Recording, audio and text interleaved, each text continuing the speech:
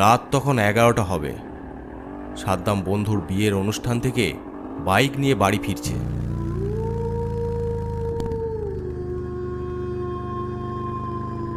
সাদ্দাম ভেবেছিল সন্ধ্যের মধ্যে বাড়ি চলে যাবে, কিন্তু বন্ধুর পীড়াপিড়িতে খাওয়া দাওয়া করে বাড়ি ফিরতে ফিরতে রাত হয়ে যায়।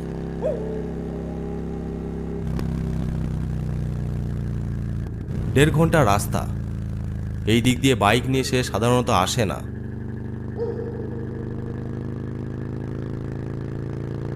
অপরিচিত রাস্তা। এই রাস্তায় দিনের বেলায় তাও তো অনেক কটা গাড়ি পাস দিয়েছি, এখন তো একটাও গাড়ি দেখতে পেলাম না। রাতের দিকে এই রাস্তাতে গাড়ি চলে না নাকি? ভালোই হয়েছে, এই ফাঁকা রাস্তায় আমিও একটি স্পিড বাড়িয়ে দিই। সাদ্দামের মোটর বাইকটা আরও জোরে ছুটতে লাগলো।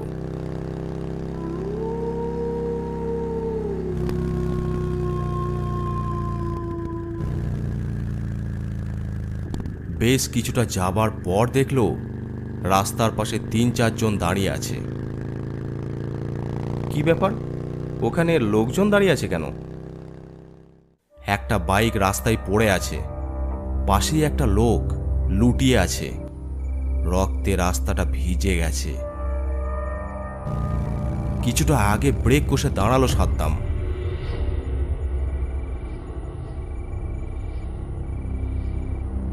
তারপর ওদের দিকে হেঁটে গেল।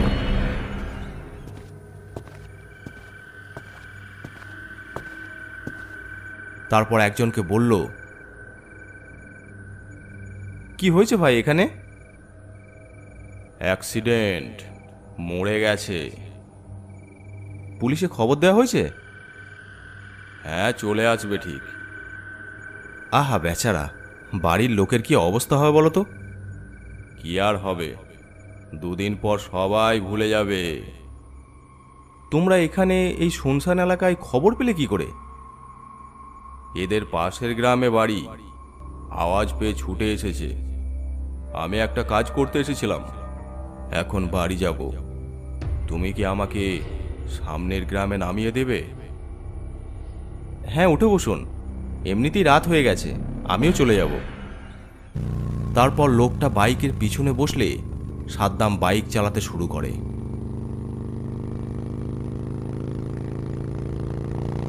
আচ্ছা, কি করে অ্যাক্সিডেন্ট হয়েছে কিছু জানো? না জানার কি আছে, এই জায়গাটা মোটেও ভালো নয়।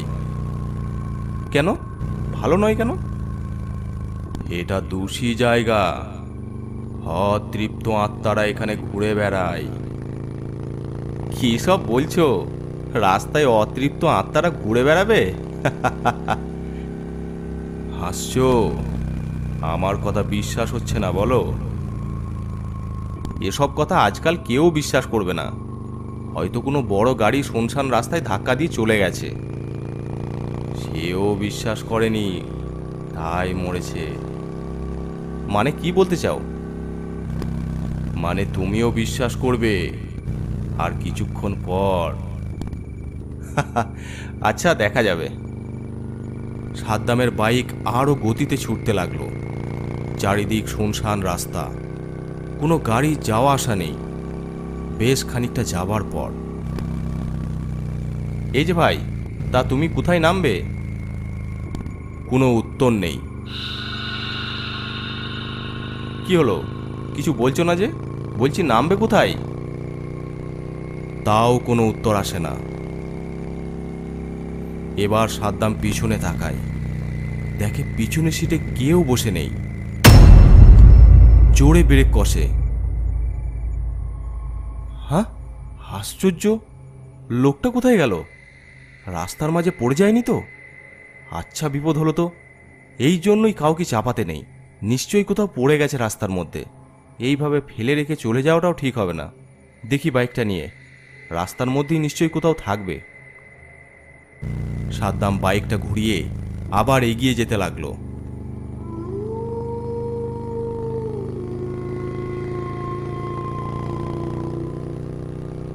অনেকটা এগিয়ে যাবার পরও রাস্তার মধ্যে কাউকে দেখলো না।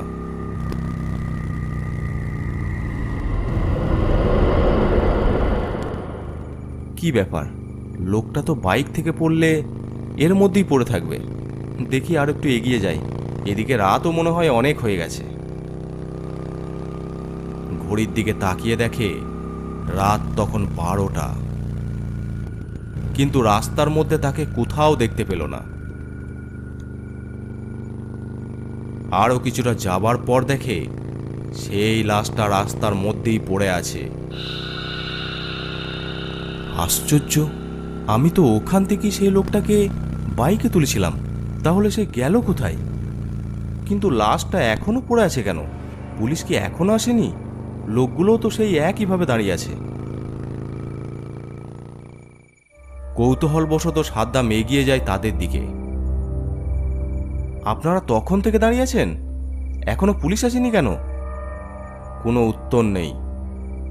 আশ্চর্য, একটা কথা জিজ্ঞেস করছি, কেউ কোনো উত্তরই দিচ্ছে না। এই যে শুনছেন, আজব মানুষ, এরা কি বাংলা ভাষা বুঝে না নাকি? লাশটা কার কি জানি, একবার কাছে গিয়ে দেখি।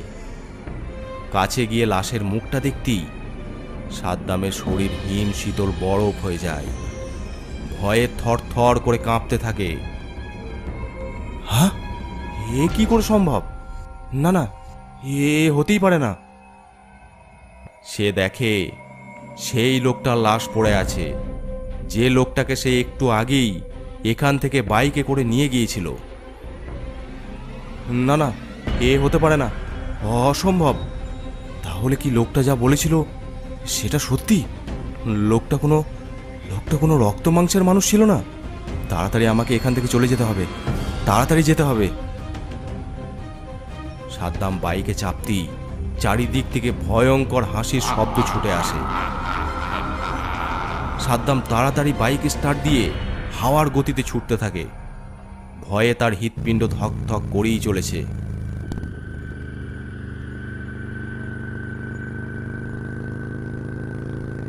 বেশ কিছুটা যাবার পর দেখে সামনে একটা কবরস্থান।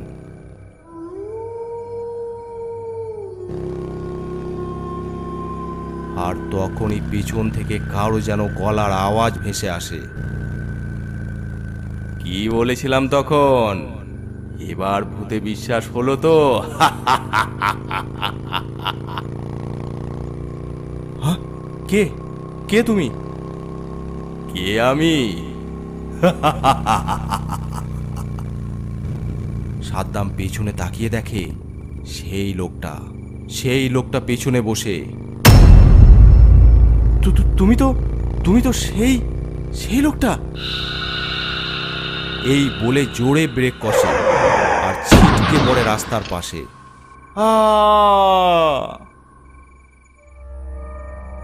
ওখানেই অজ্ঞান হয়ে যায়।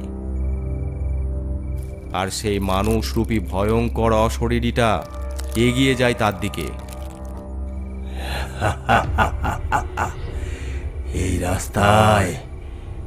এই রাস্তায় গভীর রাতে যে দাঁড়িয়েছে সেই মরেছে।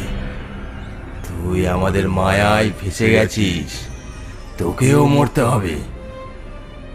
তারপর বেহুশ সাদ্দামের গলাটা ধরতে যায়, তখনই কেউ বলে ওঠে, চলে যা এখান থেকে, আর এক মুহূর্ত এখানে থাকবি না।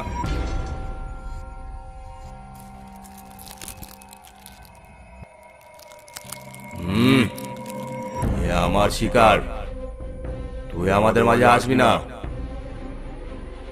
এ এখন আমার এলাকাতে আছে, তুই কবরস্থানে চলে এসেছিস ভুল করে।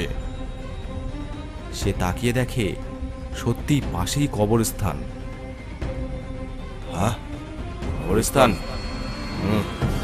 যা, তোর জন্য আজ আমাদের শিকার হাতছাড়া হয়ে গেল, না হলে একে মেরেও আমাদের সাথী করতাম।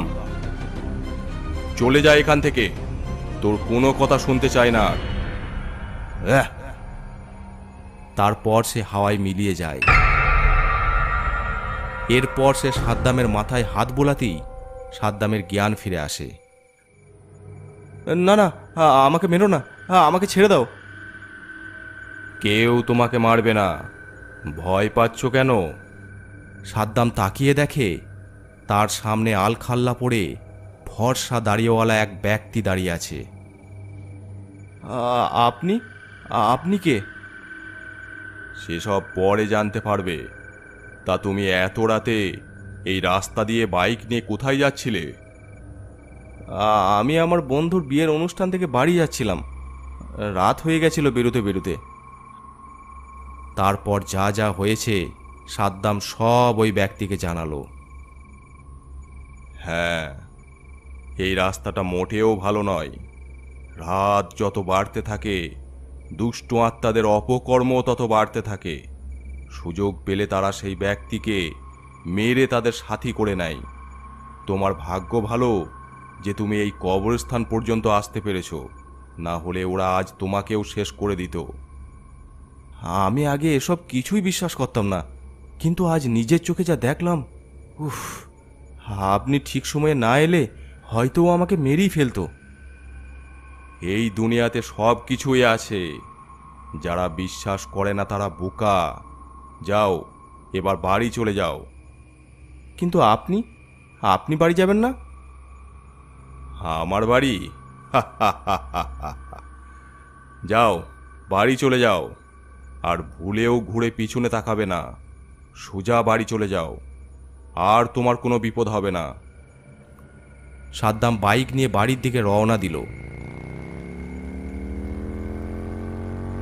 তবে সাদ্দামের বুঝতে আর বাকি রইল না ওই ভালো মানুষটা আসলে কে।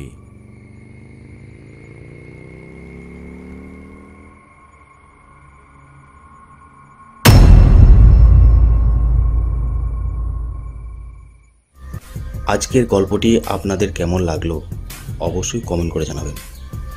আর যদি ভালো লেগে থাকে অবশ্যই চ্যানেলটি সাবস্ক্রাইব করে দেবেন।